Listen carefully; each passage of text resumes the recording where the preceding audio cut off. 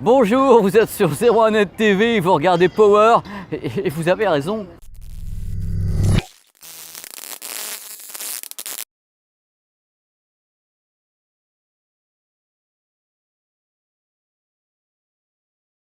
Ça c'est fait, on est devant le plus grand magasin électronique au monde. Voici Yodobashi Akiba. C'est juste une... Enfin, c'est un temple, il n'y a plus de mots pour cet endroit, parce que franchement, voilà, il n'y a plus de mots. On cherche les mots depuis des années, on ne les trouve pas. C'est-à-dire qu'on rentre là-dedans, il faut absolument, c'est impératif, rentrer dans cet endroit sans aucune carte bancaire. Parce que sinon, c'est la mer rouge bancaire dès l'arrivée, parce que c'est impossible de résister à quoi que ce soit. Tout est mis en valeur de tous les côtés, il y a des vendeurs partout qui vous hurlent des prix pas possibles. C'est tellement bien présenté, il y a tout ce qu'on peut trouver dans le monde entier se trouve dans ce magasin.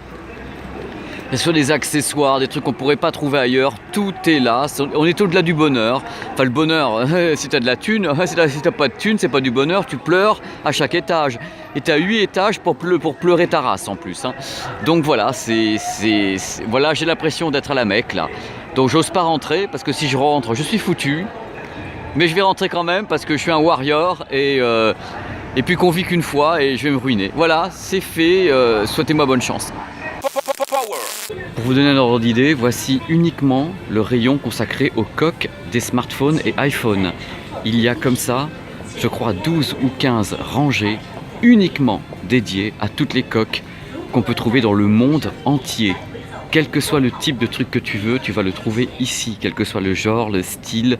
Les gens cherchent pendant, j'en vois ici des nanas, elles sont là depuis 10-15 minutes à trouver la coque spéciale Hello Kitty, ou bien des trucs incroyables comme ça, qu'on trouve partout. Voilà, celle-là, il me la faut. Oh, je suis mort.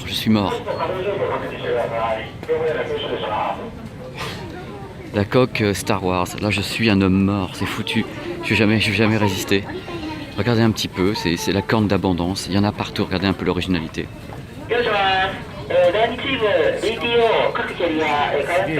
Donc, excusez-moi de bouger un peu, mais normalement j'ai même pas le droit de filmer, donc je le fais un peu en loose day, parce que comme ça permet d'avoir des images, et normalement on filme pas, donc j'attends de me faire arrêter. Et tant que ça ne me fait pas arrêter, je continue. C'est comme ça qu'il faut faire. À la française, à la hussarde. Voilà, regardez. Et on a fait que les coques. Et j'ai l'accessoire qui tue. Attendez, j'ai l'accessoire qui tue les enfants. Regardez. Ça. T'es dans ton bain. Et voilà, tu peux avoir ton smartphone dans ton bain. Et il y a des trucs comme ça par milliers. Sur 8 étages. Tu rentres là-dedans, t'es mort. Bon, c'est pas tous les jours qu'on peut marcher sur le 4K. Hein. Voilà, on marche sur le 4K dans Power parce que rien ne nous arrête. Et on arrive maintenant. Ah là, quelle séquence d'émotion on peut vivre ensemble. On arrive maintenant à la section Ultra HD 4K ici. Et croyez-moi, il y a vraiment du monde. Toutes les grandes marques de téléviseurs ne font ici presque exclusivement maintenant que de l'Ultra HD 4K avec bien sûr surtout Panasonic qui est très mis en exergue ici, ainsi que Sharp gloire nationale, ainsi que Sony et Toshiba. Ce sont vraiment les marques qui sont pour eux les marques premium. Il y a bien sûr également les téléviseurs coréens de chez LG qui sont ici. Voilà, et perdus au milieu des autres. Mais c'est très bien de pouvoir voir LG ici au Japon. C'était pas vraiment le cas avant, mais enfin, ils sont en train de reconnaître également que les téléviseurs LG comme Samsung sont des téléviseurs tout à fait compétitifs.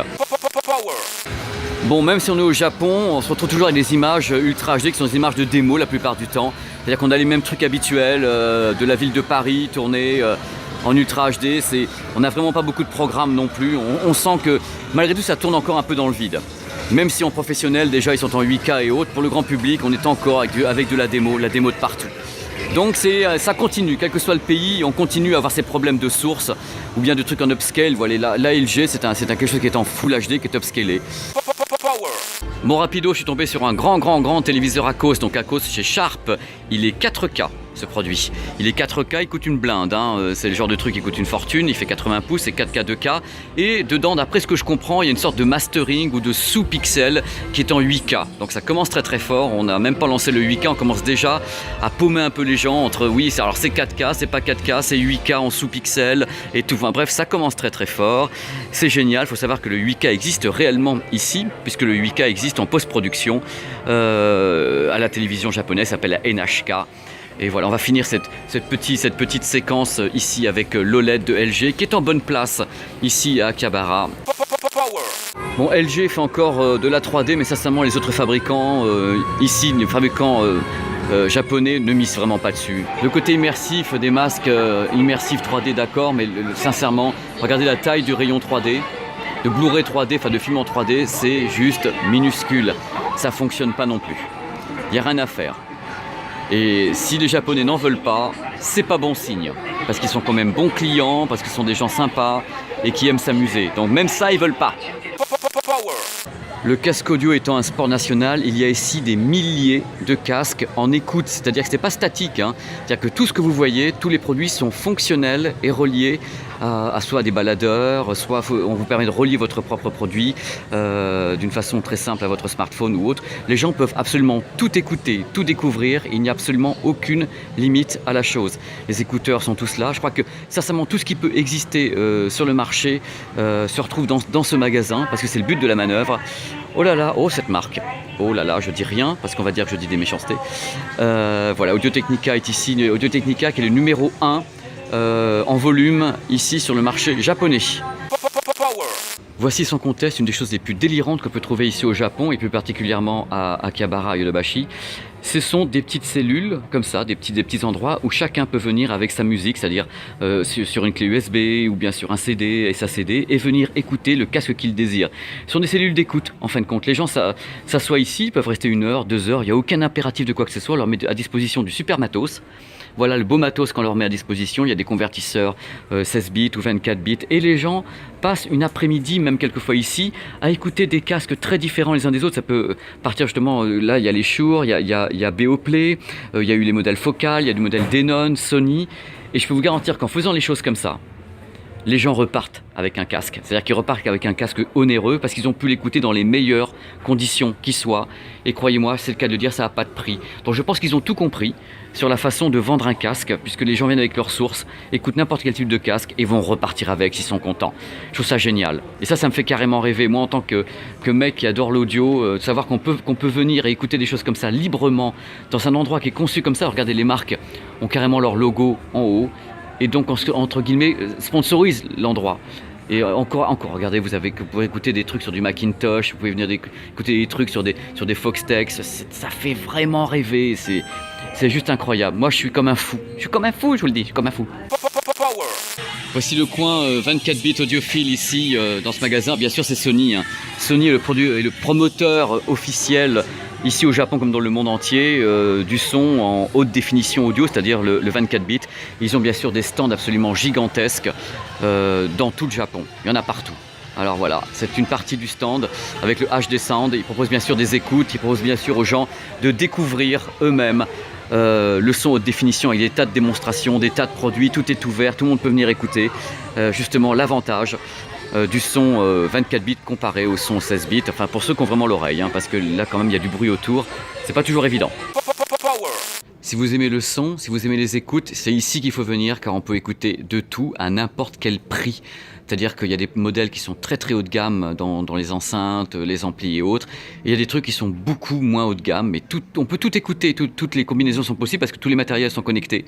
Vous avez des numéros comme toujours, vous appuyez sur les boutons et vous écoutez tous les types d'enceintes. Des petites enceintes qui coûtent pas cher comme ça, à 100, 120 euros ou 200 euros, vers des enceintes beaucoup plus onéreuses, mais regardez un peu la quantité de matériel présent dans cette pièce. Et encore, c'est un des auditoriums de Yodobashi. C'est celui dans lequel j'ai pu rentrer avec le smartphone en loose day, comme tout ce reportage, puisque normalement on n'a pas le droit de venir. Parmi les choses importantes, sachez que chaque marque ici a ses petits stands, c'est-à-dire avec ou sans ses vendeurs à l'intérieur, c'est pas important. Chaque marque a installé donc une sorte de son univers. Donc il y a l'univers Pioneer, vous avez l'univers, je vais bouger tout doucement, Marantz. Donc vous avez tous les matériels Marantz, la plupart des matériels Marantz sont ici. Donc les clients Marantz peuvent venir écouter tout type de matériel. Vous avez bien sûr, par exemple, Technics est là-bas. Vous avez Bose qui a un stand énorme, Bang & Olufsen, enfin Beoplay. Voilà, toutes les électroniques sont ici présentées. C'est libre, tout le monde peut venir écouter ce qu'il veut, comme il veut. Parce qu'on estime qu'ici, en effet, au Japon, si on veut que les gens achètent, il faut qu'ils expérimentent. Il faut qu'ils vivent l'expérience de la chose. Donc, il n'y a pas de limite. On peut passer, si on veut, une après-midi pour venir écouter un produit. C'est vraiment pas un problème. Ici, vous avez voilà, le stand Bose, je vous en parlais. Et ici, là-bas au fond, il y a Yamaha. Gloire nationale Yamaha. Hein. Denon, alors Denon aussi très très puissant ici au Japon. Du matériel étonnant Denon. C'est vraiment... alors, il y a des démonstrations Dolby Atmos. En Dolby Atmos réel, ici, dans cette pièce. Là, on va aller voir Yamaha, parce que je profite un peu de la chance de ne pas m'être encore fait arrêter. Hop, je vous amène juste en showroom Yamaha, qui est bien sûr largement dominé par le Dolby Atmos, puisque toutes les gammes, même à bas prix, sortent actuellement en Dolby Atmos chez Yamaha. Donc on peut s'asseoir ici et tout écouter, comme on veut. Chose importante à savoir, la plupart des amplis home cinéma qui sortent actuellement au Japon sont tous compatibles Dolby Atmos. C'est Onkyo, Yamaha, vraiment ici ça a l'air de bien prendre puisque la plupart des cinémas proposent des séances en Dolby Atmos. On rappelle que le Dolby Atmos permet une diffusion de son sur 360 degrés et en haut et bas, c'est-à-dire c'est un surround vertical et horizontal. Voilà, vous savez tout. Oh là là, comme c'est trop bien power. Voilà, il y a du matos partout, on a les yeux qui piquent. Moi j'ai la carte bancaire qui a explosé dans ma poche. J'ai que les morceaux maintenant. Le Japon, c'est bien sûr une certaine notion d'excellence et de qualité audio. Alors ils ont bien sûr beaucoup de vinyles avec leur propre pressage et également leur technologie pour le CD qui s'appelle le SHMCD. Il y a plusieurs technologies, il y a aussi le SACD, bon ça c'est quelque chose de plus ancien. Le SHMCD ainsi que le Blu-ray Spex CD sont des technologies qui permettent soi-disant d'améliorer le son. J'ai déjà écouté plein de choses, je peux vous garantir qu'il y a quand même beaucoup de bluff dans l'affaire, y compris certains CD qui sortent par été avec un substrat particulier qui permet à la diode laser de mieux lire le CD et autres. Tout ce que j'ai écouté dépend de la source, de la qualité de la source et non pas du type de CD utilisé ou de choses comme ça. Donc je le dis franchement parce que je me suis fait avoir, j'ai acheté des trucs et sincèrement c'est le mastering 24 bits à la base qui est bon ou pas bon et c'est pas le SHMCD ou n'importe quoi d'autre, ça change rien. Voilà, je le dis franchement. Mais ils ont des collections incroyables parce qu'ils rachètent les droits de beaucoup de trucs, donc ils rééditent beaucoup de choses avec leur propre mastering, qui quelquefois est meilleur, quelquefois ne l'est pas du tout, ça dépend vraiment des éditions. Voilà, c'est déjà fini, ainsi s'achève ce nouveau numéro de Power sur The Net TV et nulle part ailleurs. J'espère que ça vous a plu, on a donné le max comme toujours. La semaine prochaine, on fera autre chose parce que nous, on aime faire des trucs différents tout le temps. Donc, vous savez, pour me joindre, de ce côté-là, vous allez voir apparaître Twitter, de ce côté-là, vous allez apparaître Facebook. Vous pouvez me joindre en permanence et utiliser ainsi les réseaux sociaux pour faire la tchatch avec moi et continuer l'expérience interactive avec Power. Ciao. Bon, c'est le moment où tu as envie d'être milliardaire, mais t'es pas milliardaire, donc tu pleures jusque... voilà, tu pleures, quoi, c'est tout. Alors, autant vous dire que la Star Wars, c'est aussi une gloire nationale.